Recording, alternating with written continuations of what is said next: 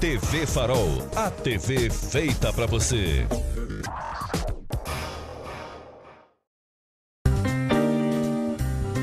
Restaurante Nutri Refeições, sabor, higiene e qualidade. Segurança alimentar, conforto e variedade. Alimente-se bem, gastando pouco. Self-service sem balança. Avenida Comendador Leão, 1347, pertinho da Maternidade Santa Mônica. Aberto de segunda a sábado, das 10h30 às 15h30.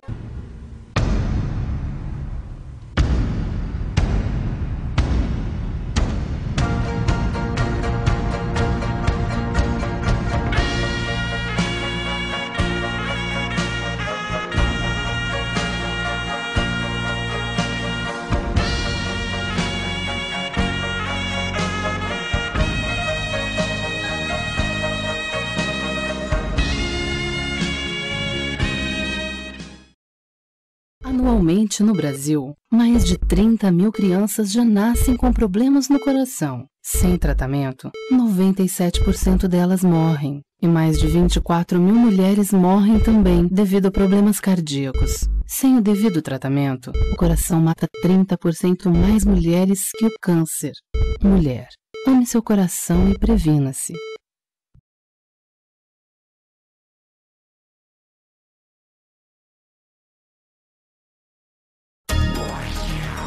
IFOSPAM é uma instituição voltada para a proteção ambiental, elaboração de projetos que eduquem e conscientizem as pessoas a preservarem os recursos naturais.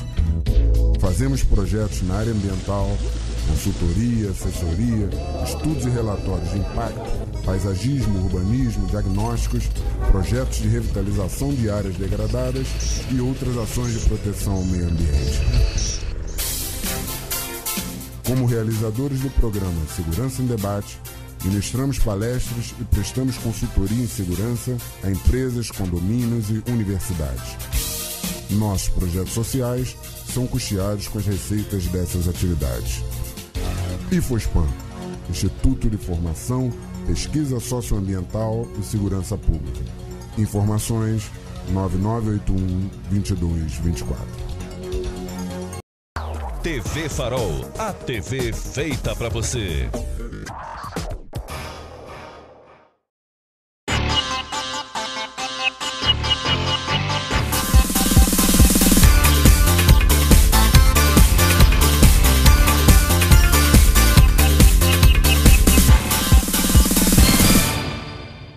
Nossas saudações a todos. Estamos iniciando o programa Segurança em Debate.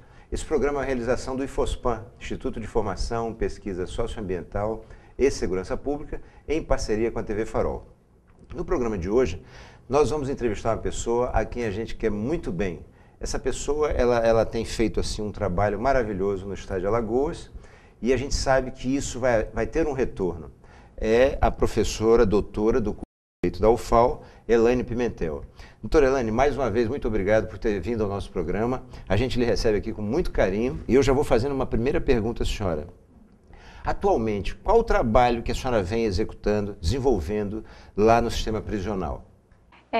Recentemente nós criamos no curso de Direito o Núcleo de Estudos e Políticas Penitenciárias, que foi um núcleo inspirado no NEVIAL, que é um outro grupo do qual faço parte, que é coordenado pela professora Ruth Vasconcelos, e que é um grupo de pesquisa, um núcleo de pesquisa. E o núcleo que criamos para políticas penitenciárias é um núcleo voltado para a extensão universitária. A universidade tem 3 pilares: ensino, pesquisa e extensão. A extensão é justamente essa parte da ação estudantil voltada para a comunidade, seja ela qual for, em quaisquer áreas. E como eu já venho há muitos anos pesquisando na área prisional, é um campo de estudos que desperta muito meu interesse, então eu resolvi criar um núcleo com esse perfil. Então nós temos algumas políticas em andamento e outras em planejamento, né? Então, por exemplo, nós temos hoje em andamento um grupo de estudos com agentes penitenciários.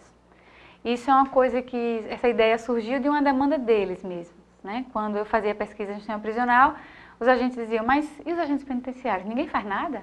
Ninguém pesquisa? Ninguém estuda com a categoria? E aí surgiu essa ideia de compor, fiz a proposta, os meus alunos foram para o sistema, divulgaram, né, em cada unidade prisional e a receptividade foi maravilhosa. E aí, uma vez por semana, nós nos encontramos agora por 4 meses. Depois a gente fecha esse ciclo e no segundo semestre a gente abre. A minha ideia é fazer isso sempre, com textos diferentes. Aí são textos de política criminal que tratam de pena, tratam do encarceramento, tratam de gênero, questões das mulheres no cárcere, tratam de medida de segurança, pena de morte, enfim, todos os temas palpitantes da política criminal. E o propósito é justamente fomentar a produção de saber, a troca de saberes. Eu falo sempre isso para meus estudantes. Quando a gente faz extensão, a gente não vai chegar lá ensinando, a gente vai aprender também. Então é a troca, o agente penitenciário tem o conhecimento empírico, prático, a vivência, o aluno tem a teoria.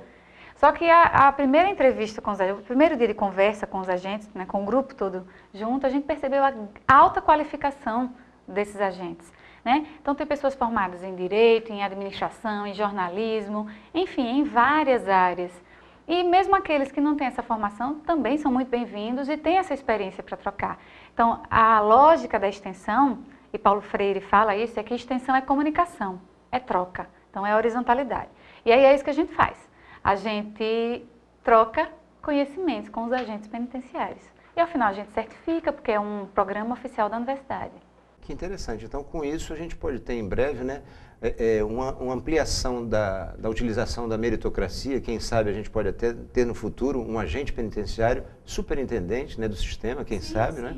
Acredito até que é uma filosofia do próprio Coronel Luna, ele tem aproveitado bastante os agentes penitenciários e a gente espera que no futuro isso se amplie. Né? Claro. Mas, Leonardo. Gostaria de saudar, professor, um prazer tê-lo aqui, boa noite aos telespectadores e parabenizar por essa iniciativa de estudar os profissionais da segurança, os agentes penitenciários. Acredito que as outras forças, Polícia Militar, Polícia Civil, embora maiores, ainda não tenham esse trabalho aprofundado que seria extremamente necessário, inclusive para melhora das atividades por eles desempenhadas. Né? A senhora falou acerca do Nevial. Eu gostaria de pedir que explicasse aos nossos telespectadores o que é o Nevial e quais trabalhos esse grupo tem feito, esse núcleo tem feito pelo bem-estar da sociedade alagoana. O Nevial é o Núcleo de Estudos sobre a Violência em Alagoas. Já tem 10 anos de existência. Ele nasceu quando a professora Ruth, já orientadora de muitos trabalhos na área da violência em Alagoas, por sugestão até de um aluno, disse assim, vamos criar um grupo. São tantas pessoas interessadas dentro da universidade e ninguém está estudando violência tão sistematicamente. E aí, compôs esse grupo, aí imediatamente um título, uma logomarca, e se instalou esse grupo que já vem há 10 anos desenvolvendo pesquisas, atividades e com grande respeito e credibilidade da comunidade acadêmica, porque para além de trabalhar dados, trabalha com os chamados dados subjetivos também, com entrevistas, com sujeitos, escuta a comunidade, escuta os agentes de polícia. Então a gente tem várias políticas em andamento e outras em planejamento. Por exemplo, um projeto do Nevial que deve ser implantado este ano com apoio da CEPIR, que é a Secretaria da Integração Racial, se eu não estou enganada, da Presidência da República. Eles vão, nós vamos criar... Política de Igualdade Racial, acho que é isso. O Observatório da Violência vai ser criado com essa parceria com a universidade. Né?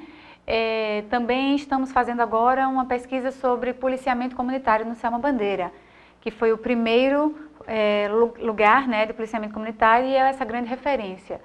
E embora a gente saiba pelas estatísticas que a coisa está dando certo, não há sistematicamente a produção de conhecimento sobre esses resultados.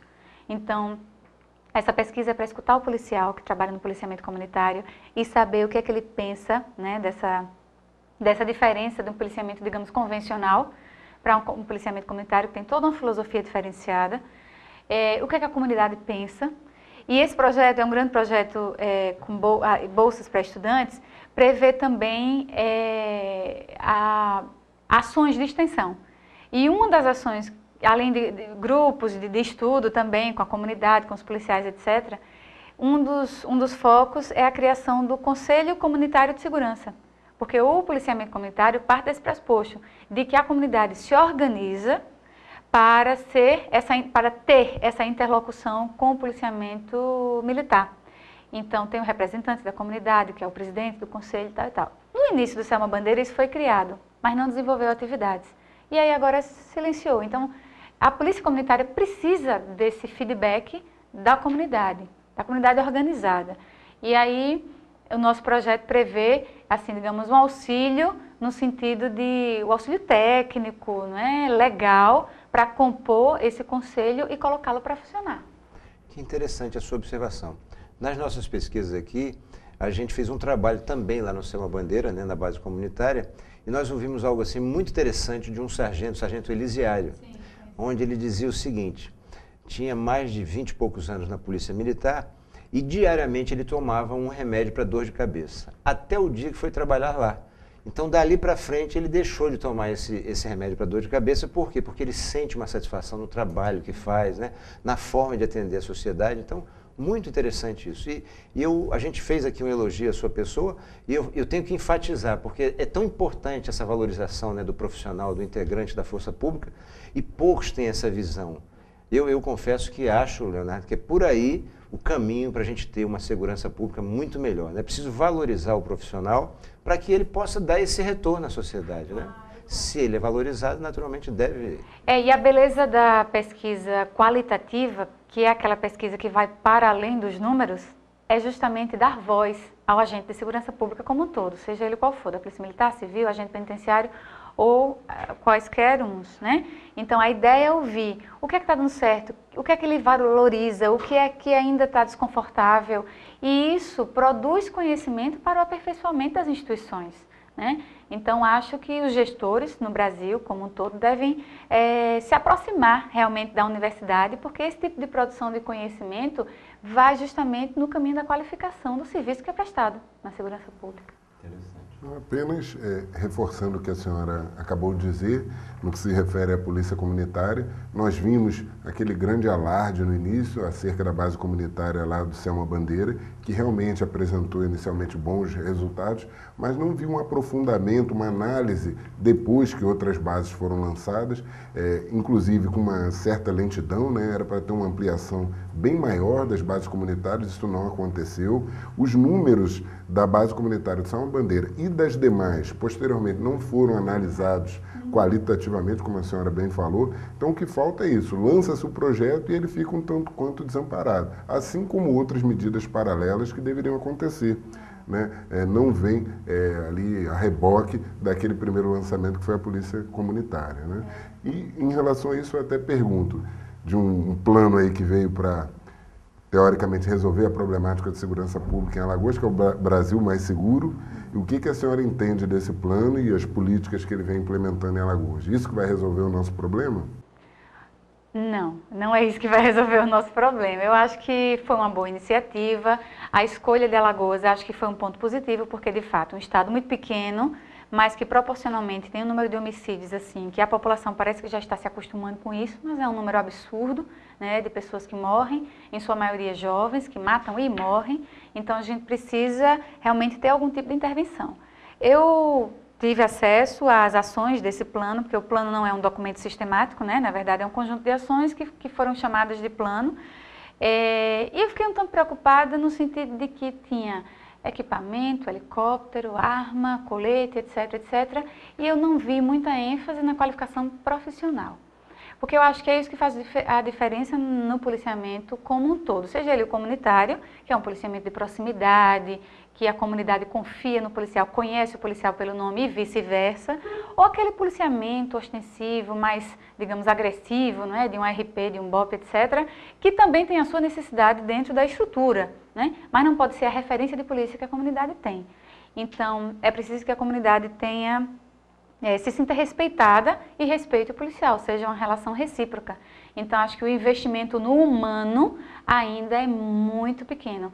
Às vezes eu converso com algum policial, nas minhas entrevistas, tem 15 anos que eu não faço um treinamento de tiro. Então, na hora de uma situação concreta, ele vai tirar sem qualquer... Quer dizer, aí correndo o risco de cometer erros, etc. Ou cursos de qualificação no campo da própria Polícia Civil, né, qualificação da perícia, compra de equipamentos, essa coisa toda.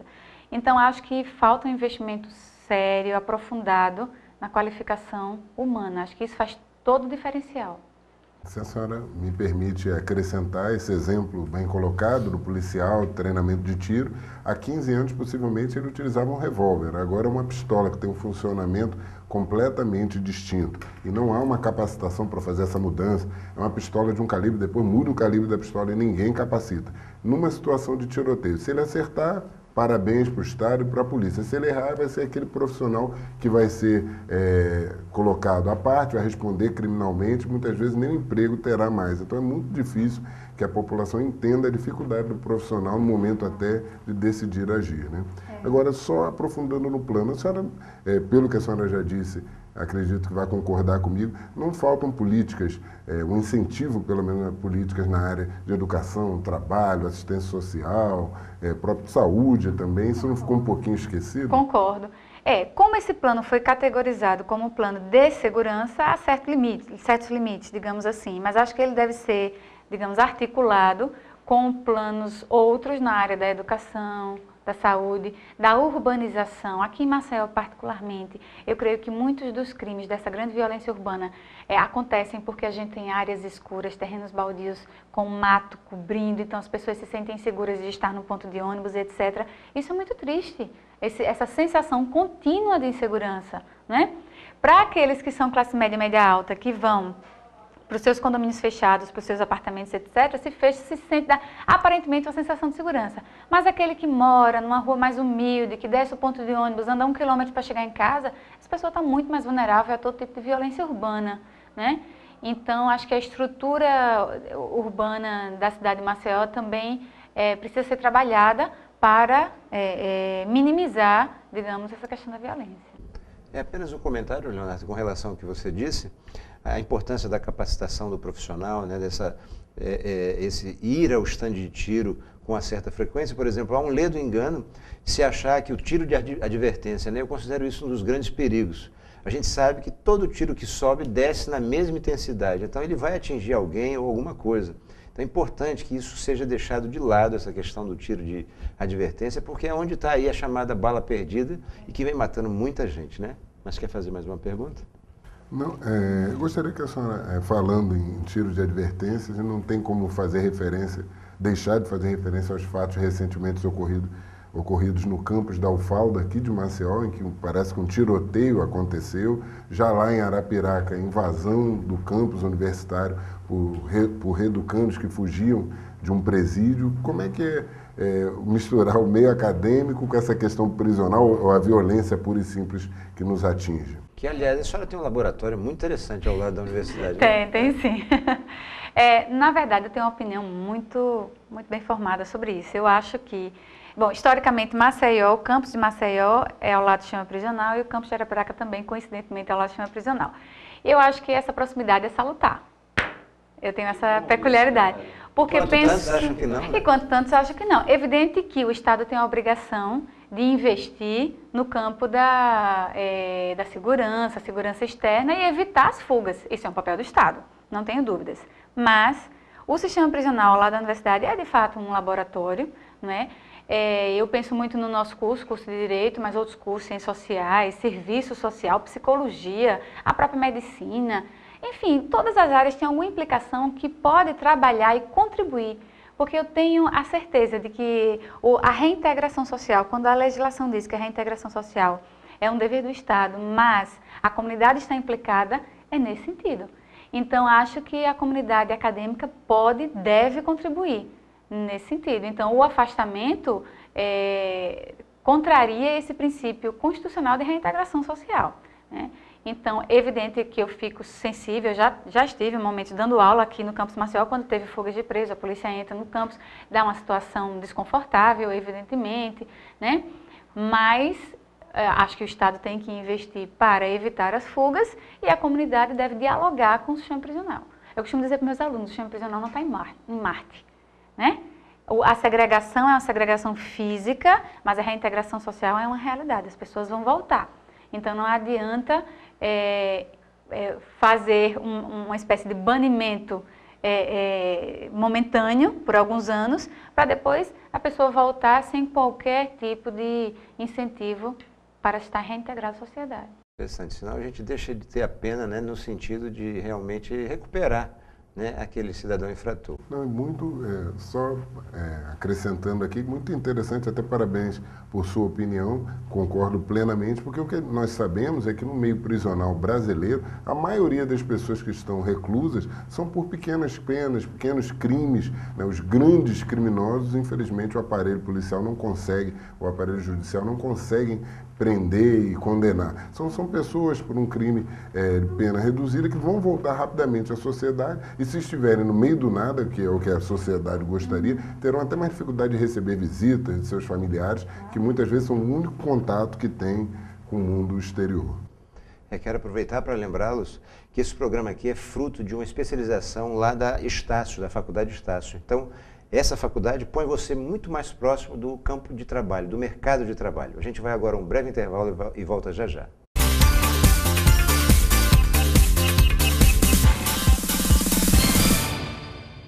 TV Farol, a TV feita para você.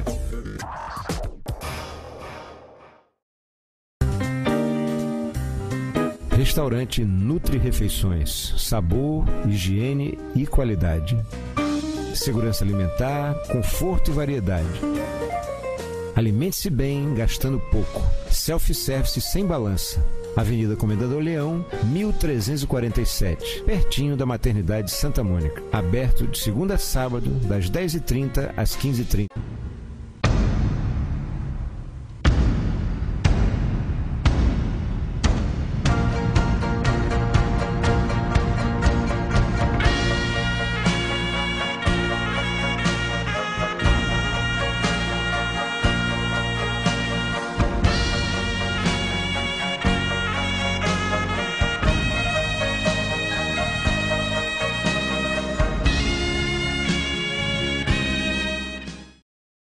Anualmente no Brasil, mais de 30 mil crianças já nascem com problemas no coração. Sem tratamento, 97% delas morrem. E mais de 24 mil mulheres morrem também devido a problemas cardíacos. Sem o devido tratamento, o coração mata 30% mais mulheres que o câncer. Mulher, ame seu coração e previna-se.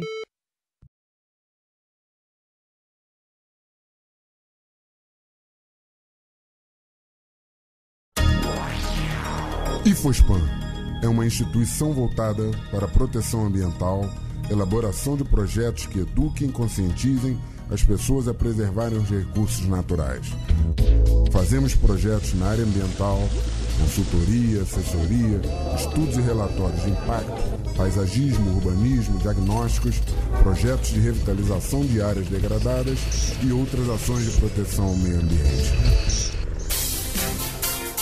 Como realizadores do programa Segurança em Debate, ministramos palestras e prestamos consultoria em segurança a empresas, condomínios e universidades. Nossos projetos sociais são custeados com as receitas dessas atividades. IFOSPAN, Instituto de Formação, Pesquisa Socioambiental e Segurança Pública. Informações 9981-2224. TV Farol, a TV feita para você.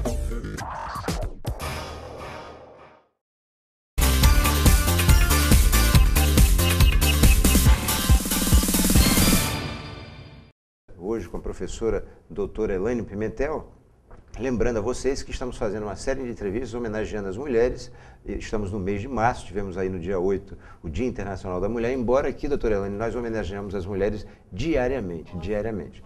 Mas no intervalo a gente conversava há pouco e ela gostaria de complementar um pensamento aqui sobre a questão da segurança na universidade. Essa questão da segurança da universidade, ou da sensação de insegurança que se coloca, não se dá exclusivamente porque existe um presídio ao lado, um complexo prisional. Na verdade, situações que já aconteceram com os estudantes ou com os próprios professores advêm da violência urbana mesmo que está na rua, então não exclusivamente ao sistema prisional. E a universidade está se mobilizando, está se esforçando na construção de um plano interno de segurança que envolve a parte física da universidade, a estruturação, o aumento do número de agentes da empresa privada que faz o serviço de segurança, a poda de árvores, etc., iluminação, são investimentos de caráter urbano, né, e de pessoal que favorecem a segurança. Interessante. Leonardo? Professora, a senhora tem um interessantíssimo trabalho na área da violência às mulheres encarceradas, inclusive com publicação de livro, né?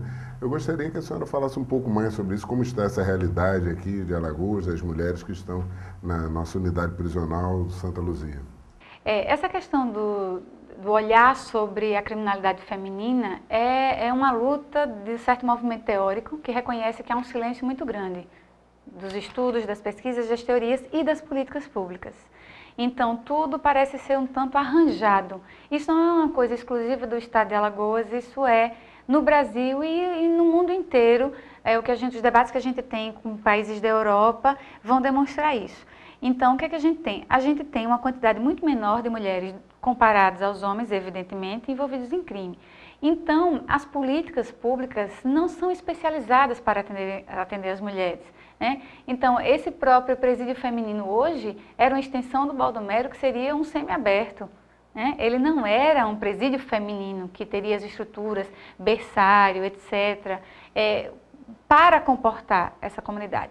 O Santa Luzia tem 74 vagas e hoje tem o dobro de mulheres, tem 140 e poucas, porque isso é uma rotatividade, né? Todo dia sabe, mas ali 140 e poucas. Então, vive uma situação de superlotação. Acho que ainda é um dos presídios mais organizados. Eu sei dos esforços da superintendência, das gestões, conheço a diretora, acompanho pelas minhas pesquisas do trabalho. Sei que as mulheres têm uma capacidade de organização, até pela coisa cultural, da organização, da limpeza. Então, é um presídio limpo, organizado, mas está superlotado. Não tem trabalho para todo mundo, né? E aí o grande problema que já não está na administração, que é o problema do judiciário. Dessas 140 mulheres, eu tenho dados de que cerca de 10 a 15%, isso também oscila, são condenadas. Todas as outras esperam julgamento. Então, é preciso um trabalho do Poder Judiciário no sentido de celeridade processual para garantir que essa superlotação não aconteça. Mas já que a senhora tocou nesse assunto, em uma recente pesquisa que fizemos, a gente observou que a demanda com relação à violência doméstica não tem sido reduzida. Inclusive ao ponto de que os flagrantes hoje são até divididos entre a Central de Polícia e a própria Delegacia de Defesa da Mulher, tanto a 1 quanto a 2, porque a demanda não tem sido se reduzido. Então eu pergunto à senhora, a senhora tem alguma noção do que se fazer para que a gente possa diminuir essa violência tão grande quanto as mulheres? Olha, um questionamento muito delicado, porque uma receita, eu não vou dar para vocês uma receita, porque o campo da violência doméstica acontece no chamado espaço doméstico, que culturalmente é aquele espaço, né, que briga de marido e mulher, ninguém mete a colher.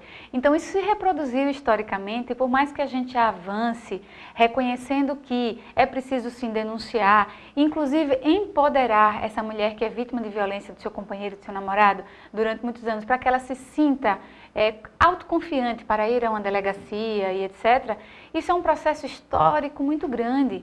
Na verdade, a violência doméstica está no campo do que em criminologia nós chamamos de cifras obscuras. São aqueles dados que não chegam ao conhecimento do Estado porque as pessoas não denunciam, né? Está na esfera da intimidade doméstica. Então é muito delicado, assim, qualquer estudo estatístico é sempre um estudo errado. Sempre. Porque você pode ter estatística de quantos atendimentos foram para a delegacia, mas quantos estão acontecendo lá? Às vezes, para uma mulher chegar e procurar uma autoridade policial para falar da violência que vem sofrendo, ela tem 10, 15, 20 anos de violência na sua residência. Então, me permita, isso ratifica um pensamento. A gente entende que as delegacias deveriam funcionar 24 horas e aí sim teríamos uma estatística muito mais precisa. Né? Porque quando a gente coloca uma central de polícia lá na praia da avenida, a gente deixa de ter, né, muitos apontamentos, aí, muitos registros de ocorrência, porque está longe, fica difícil o acesso, é uma pena com isso. Né? Mas, Leonardo?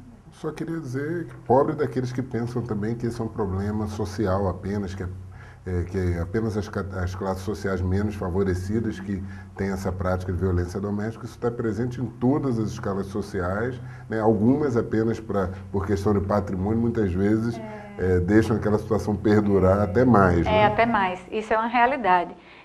Na verdade, assim, é como se nas classes mais altas, essa coisa do status, da preservação dessa família perfeita, né? Do olhar que as pessoas têm para as famílias que têm nome, tradição, etc., fosse uma capa protetora do agressor. né? Porque aí a agredida não tem esse empoderamento de procurar justiça. Agora, eu queria perguntar, falando do sistema prisional, do núcleo ressocializador da capital, baseado no módulo de respeito, essa interessante experiência que nós já tivemos a oportunidade, inclusive, de visitar e gravar um programa lá. Qual a sua opinião acerca daquela unidade? A senhora vibra, né, quando a gente Eu fala sou fã do núcleo ressocializador da capital.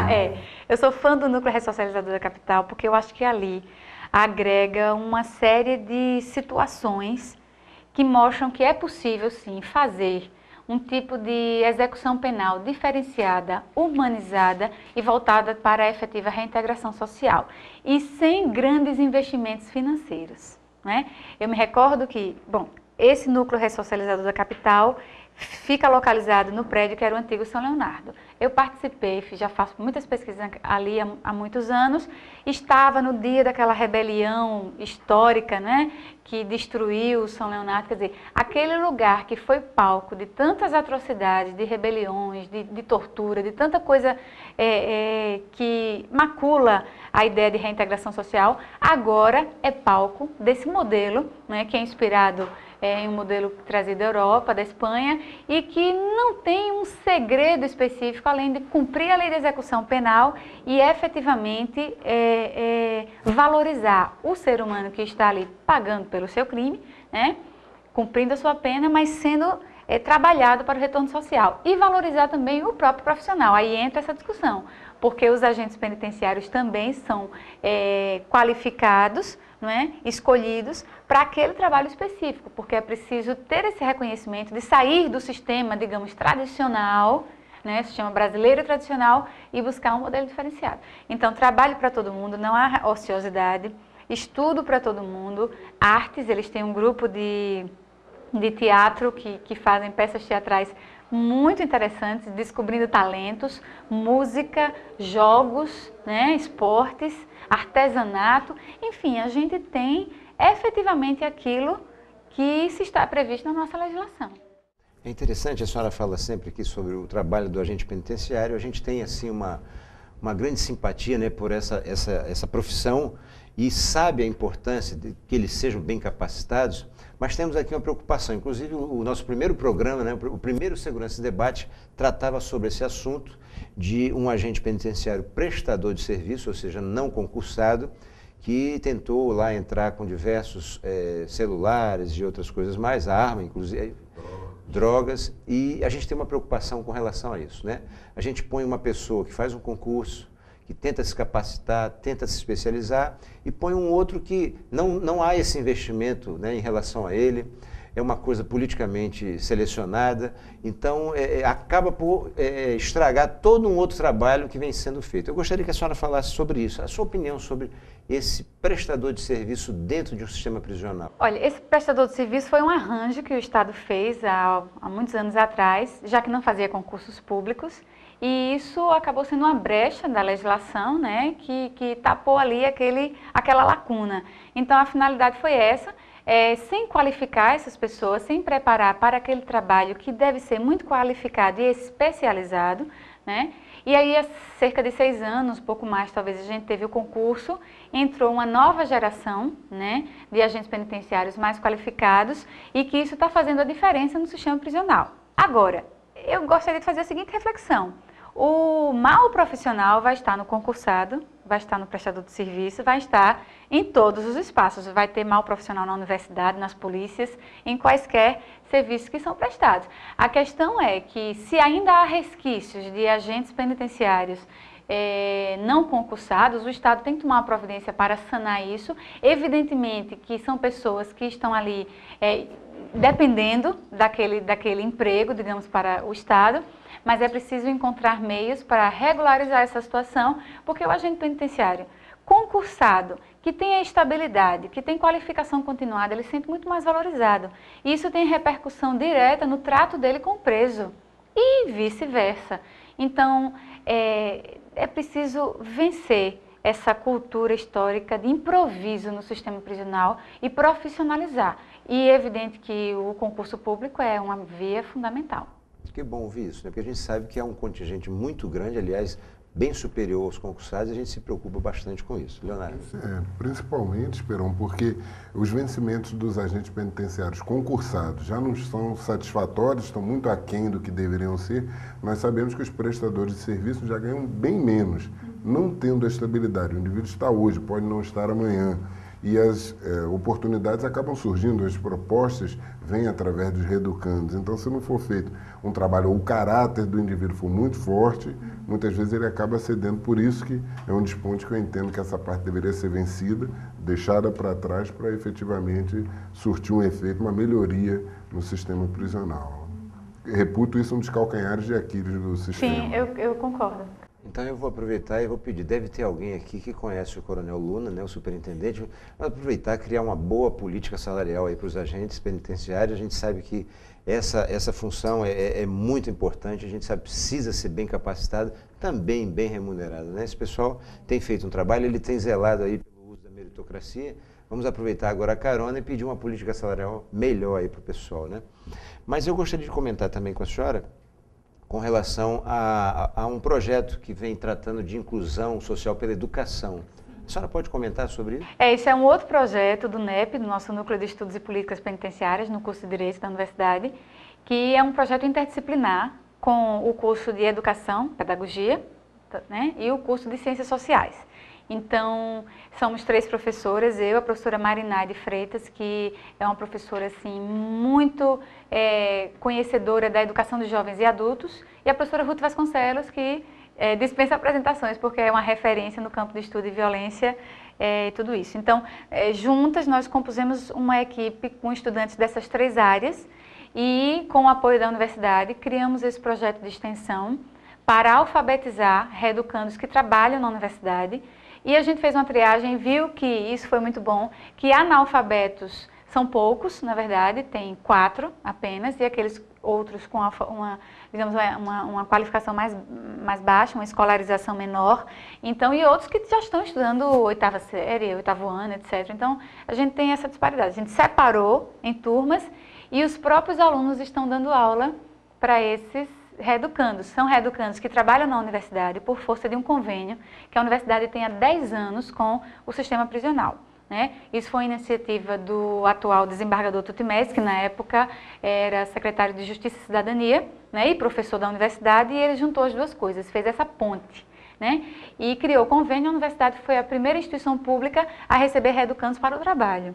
E a gente tem hoje homens dessa época trabalhando na universidade, eles têm 10 anos de universidade. Inclusive eu levo eles para a sala de aula, para debate com os alunos, e isso é muito enriquecedor para que eles vejam na prática qual é a vivência de um ex-presidiário, popularmente falando, ou de um reeducando que está no regime semiaberto e aberto em liberdade.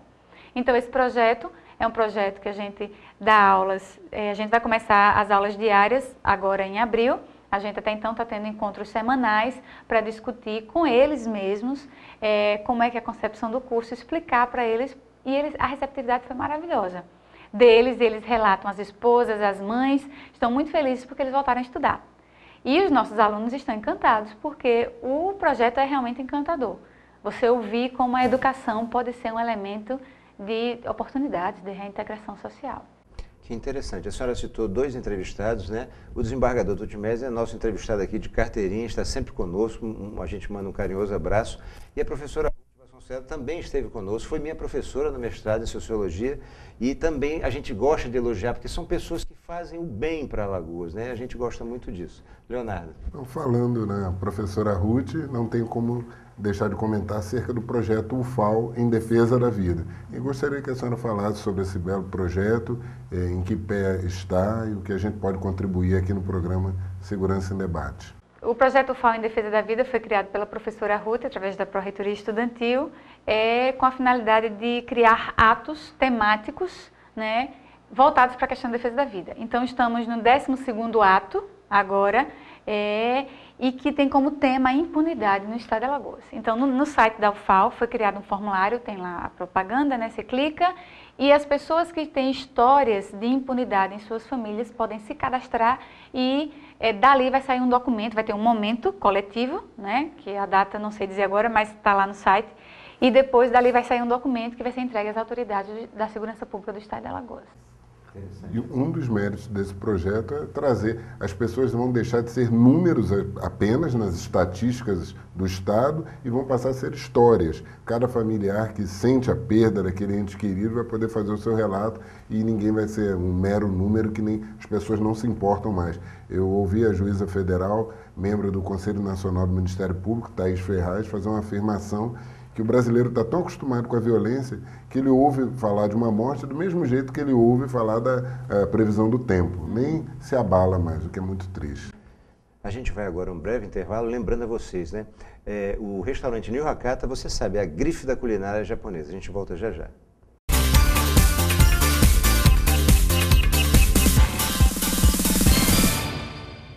TV Farol, a TV feita pra você.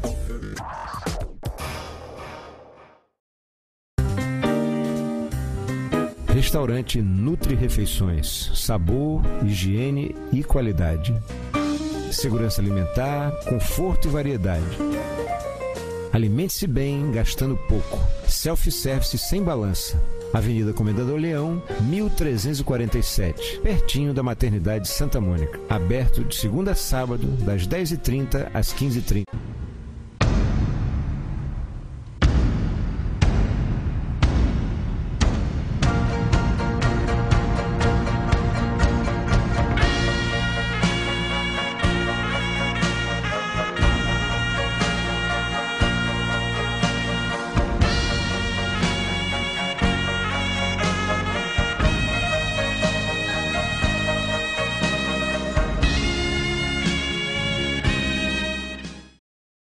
Anualmente no Brasil, mais de 30 mil crianças já nascem com problemas no coração. Sem tratamento, 97% delas morrem. E mais de 24 mil mulheres morrem também devido a problemas cardíacos. Sem o devido tratamento, o coração mata 30% mais mulheres que o câncer. Mulher, ame seu coração e previna-se.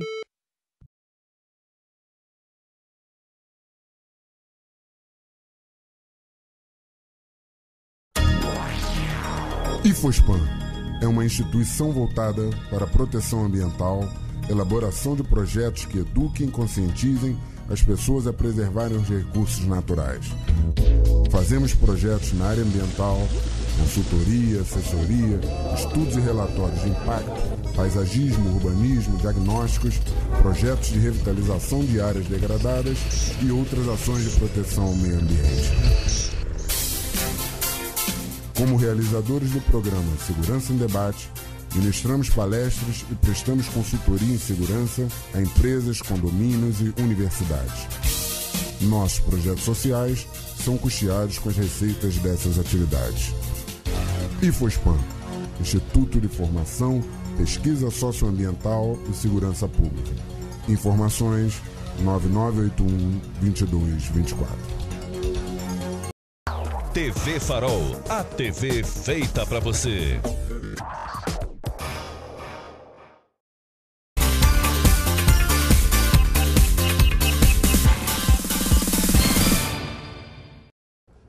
Voltamos à nossa entrevista, hoje com a professora doutora Elaine Pimentel, voltando a lembrá-los que a gente está aqui fazendo uma homenagem que a gente faz diariamente, mas estamos fazendo homenagem às mulheres, com uma série de entrevistas com mulheres que se destacam aqui em Alagoas. Eu já vou comentar também com a senhora. Professora, como a senhora vê essa questão salarial, né? Mulheres que exercem as mesmas atividades que alguns homens, mas a remuneração não tem sido isonômica.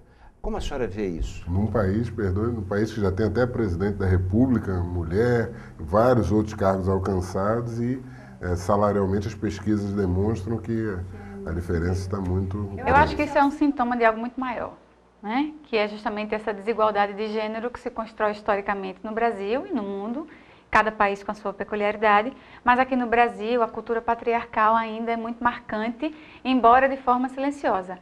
A igualdade constitucional de 1988 para cá nos provocou assim, vários avanços, mas na verdade, por exemplo, no campo do trabalho especificamente, como o Brasil ainda é um país muito marcado pelo trabalho informal, no campo da informalidade a liberdade, né, do empregador de fazer esse tipo de coisa é muito grande. Os trabalhos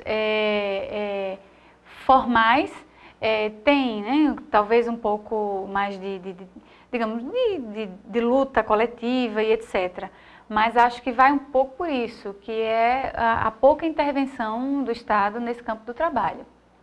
E isso vai desembocar nessa questão feminina, né? As mulheres que são muito qualificadas, então já também tem estudos de que as mulheres estão com qualificação profissional, com nível de escolaridade maior do que o dos homens, né? E o Brasil é um país que tem mais mulheres do que homens, então tudo isso demonstra que há algo desequilibrado aí que precisa ser fomentado no campo das políticas públicas. Por exemplo, reserva de mercado porque mulheres engravidam. Quantas empresas não querem contratar porque as mulheres engravidam? Então não querem, nessa chamada idade fértil, né, as mulheres, ou então assumem um compromisso moral. Eu já escutei uma moça me dizer assim, no dia da entrevista eu disse, eu não quero tão cedo engravidar. E isso foi o passaporte para o meu emprego. Se eu dissesse que, e aí o meu marido está me cobrando filho, mas eu não quero. Então, isso é um absurdo, porque envolve o planejamento familiar, o direito feminino de ser mãe. E também do homem, da sua companheira, enfim, acaba mexendo com a estrutura familiar. Então, acho que é um sistema muito perverso no sentido de violar direitos fundamentais. E eu gostaria de acrescentar, se a senhora permitisse, a questão não só de gênero, mas a questão racial também, porque dentro dos números as mulheres negras são as que menos recebem, né? O homem branco tem um salário mais elevado, o homem negro abaixo, a mulher branca e depois a mulher negra que fica ali no finalzinho da... Por isso que os movimentos de resistência, os chamados movimentos feministas, que têm um olhar meio caricaturado, né, pela comunidade, é feminista, não sei o que, mas movimentos feministas são movimentos legítimos que lutam contra esse tipo de opressão. Então, hoje a gente já fala na pluralidade, movimentos feministas, porque um movimento feminista da mulher branca da Europa não é o mesmo da mulher negra de periferia, ou da mulher da zona rural, ou da marisqueira, da pescadora. São categorias diferenciadas porque vivem realidades muito diferenciadas. Então, grupos, associações, cooperativas, movimentos mesmo, eles têm essa legitimidade para lutar por uma opressão que as pessoas falam pouco, mas que efetivamente existe. Isso é tão forte, eu entendo. Num recente trabalho que fizemos aí numa delegacia, eu me lembro que uma mulher pediu, né, ajuda na delegacia porque seu marido a tinha agredido, inclusive ela chegou com a marca de um cinto no rosto, e achei interessante, Leonardo, que o policial disse, mas o que foi que houve?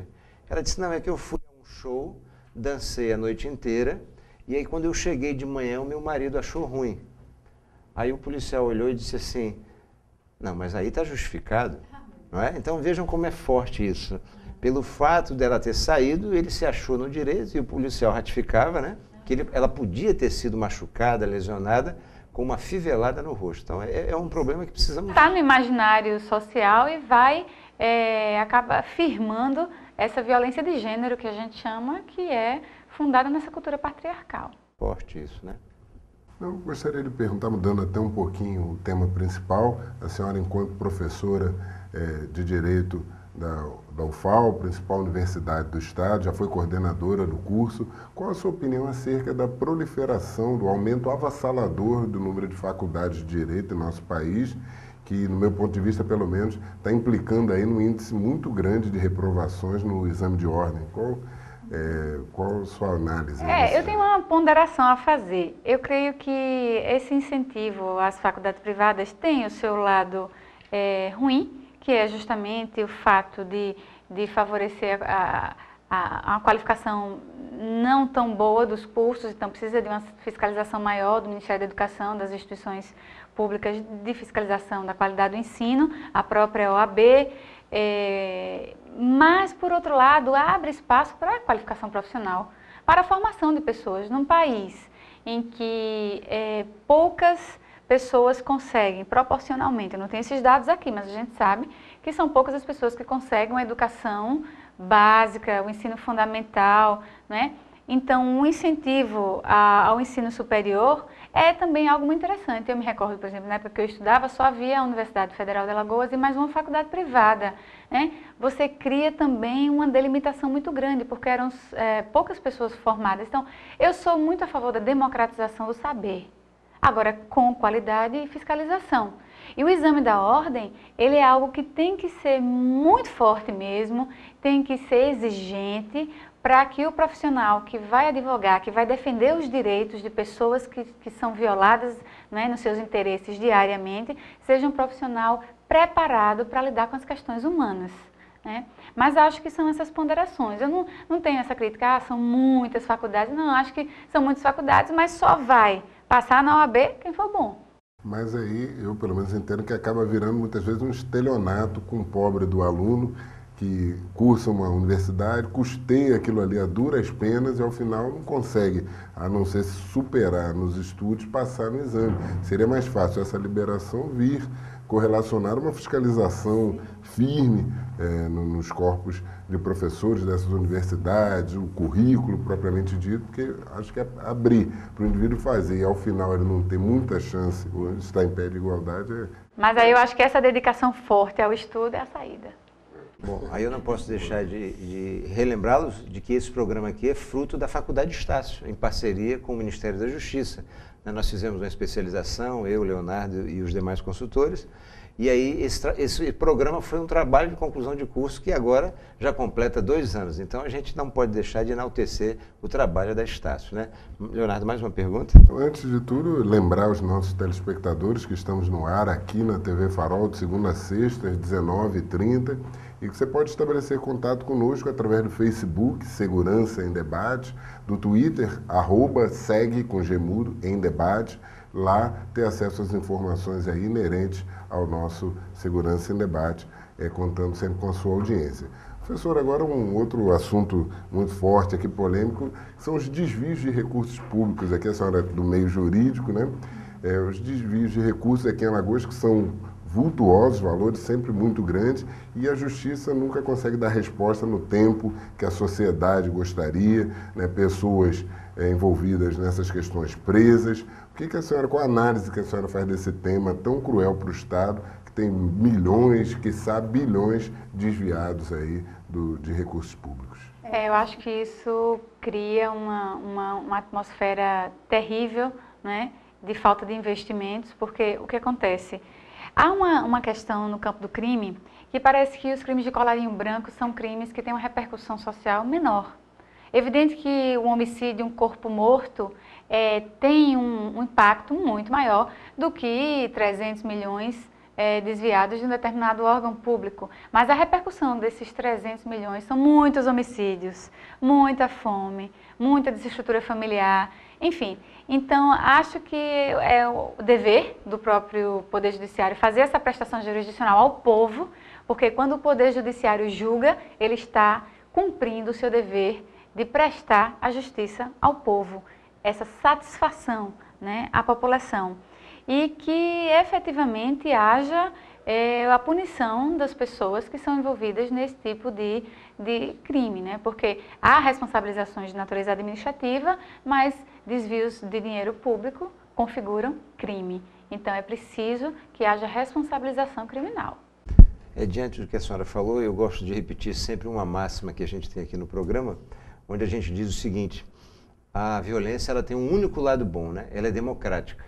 Ela atinge deputados, ela atinge conselheiros, ela atinge políticos grandes, também os pobres, né? Então é uma das poucas coisas boas, porque se a gente não faz a nossa parte, né, e faz esses desvios, aliás, a gente tem a triste prática aqui em Alagoas, né, de roubar tanta merenda escolar, e a gente, quando rouba merenda escolar, rouba uma geração, né, Leonardo?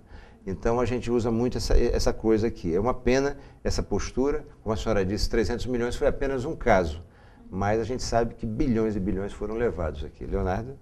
Certo. Não, gostaria de apenas uma consideração da senhora acerca das leis penais e processuais penais brasileiras, se elas estão num rigor satisfatório ou não, que isso é muito questionado aí pela mídia, inclusive. Qual a sua opinião sobre isso? Sobre essa questão do rigor, eu também tenho uma opinião muito bem formada, que eu acho que um rigor maior na legislação não resolve o problema. Porque, na verdade, todo o sistema de justiça penal deve ser a última medida, deve ser o último ato do Estado na resolução de problemas sociais. A gente não pode permitir, existe muita teoria nesse sentido, o que se chama de gestão penal da miséria, porque o sistema penal chega efetivamente para o pobre. E é o que a gente acabou de falar dos crimes de colarinho branco. Então, você acaba administrando a pobreza pela miséria. pelo sistema penal. Quantas pessoas começam a ler dentro de um presídio? Eu tenho esses testemunhos. Professor, antes de ir para o presídio, eu nunca tinha ido para a escola, então eu preciso ser preso para poder ter acesso à leitura, a escrever, enfim, à educação. Então, acho que deve ser a última medida. Acho que o recrudescimento de penas, aumentar as penas, não resolve o problema. Na verdade, é o que você faz com a pena aplicada. Esse é realmente com a reprimenda do Estado, porque o Estado tem que punir, acho que a punição é uma necessidade, mas com a reprimenda do Estado perguntar, o que é que a gente faz com essa pessoa que está presa? Eu deposito essa pessoa no espaço fechado, espero o tempo passar e devolvo para a sociedade? Isso não faz nada. Então, efetivamente, é preciso que o Estado trabalhe integrado com a sociedade para a reintegração social. E que, antes disso, medidas de outras naturezas, sejam aplicadas, como, por exemplo, mediação de conflitos para evitar judicialização de atos, pequenos atos, né? Incentivar a mediação no policiamento, no Ministério Público, e Alagoas tem o Ministério Público Comunitário, como tem o policiamento comunitário, né? E a propagação do uso de penas e medidas alternativas ao cárcere. Bem, nós vamos agora ao quadro do acerto e erro do alvo.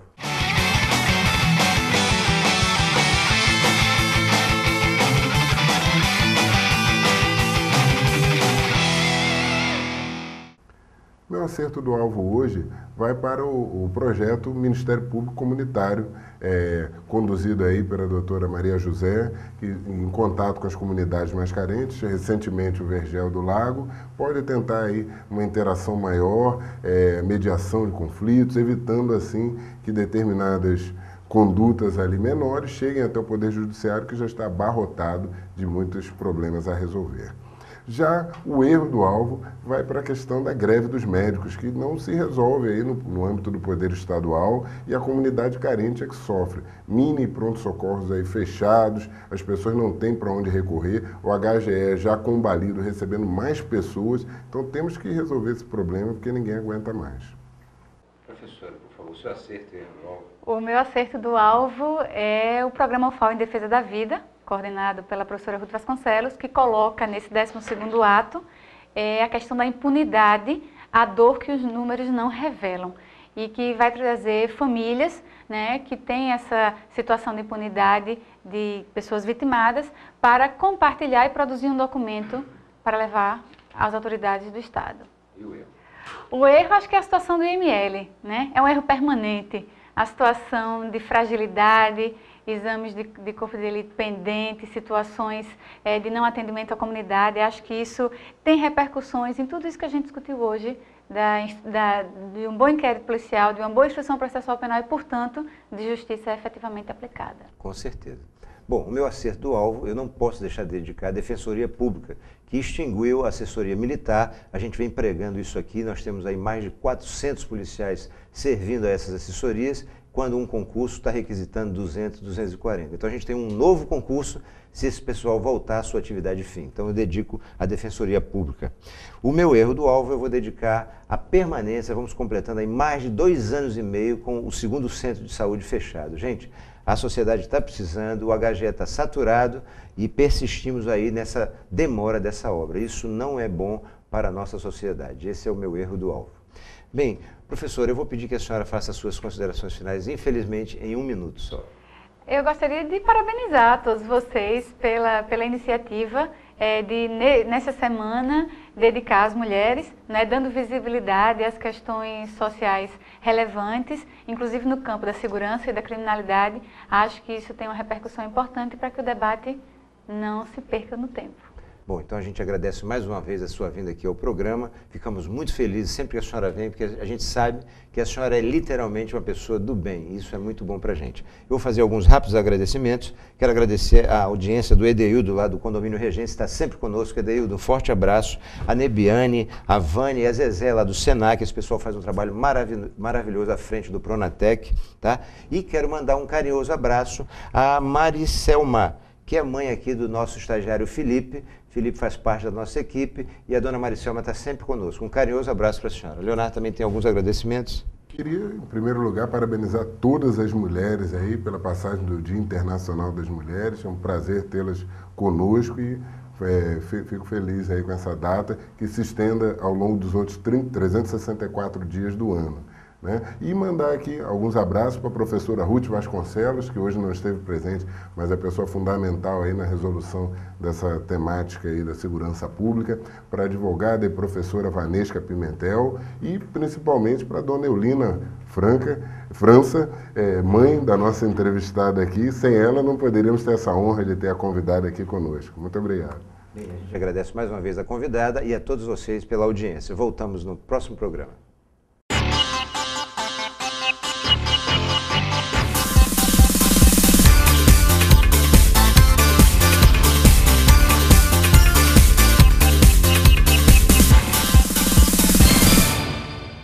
TV Farol, a TV feita pra você.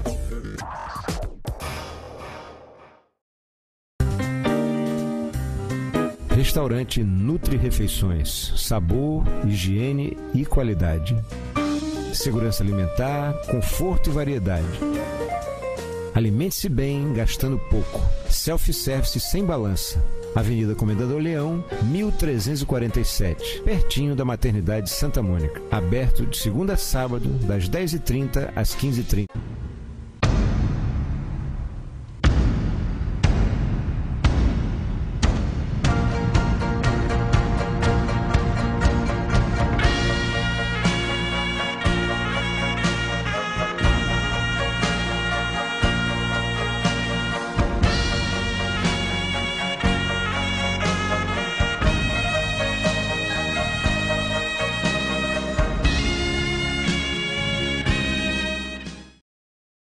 Anualmente no Brasil, mais de 30 mil crianças já nascem com problemas no coração. Sem tratamento, 97% delas morrem. E mais de 24 mil mulheres morrem também devido a problemas cardíacos. Sem o devido tratamento, o coração mata 30% mais mulheres que o câncer.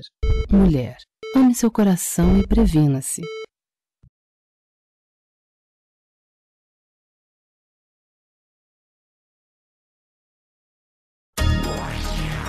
IFOSPAN é uma instituição voltada para a proteção ambiental, elaboração de projetos que eduquem e conscientizem as pessoas a preservarem os recursos naturais.